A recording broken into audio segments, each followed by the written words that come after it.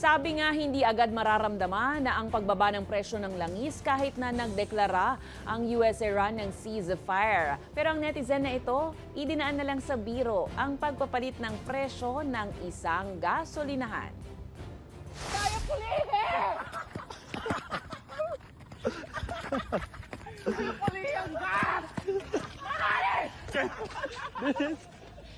Uy, ayaw pulihin! Ayaw lang kuya. Barato ka dalamang iya Ginoo. Ikaw pa ikaw pagbutang. Para to.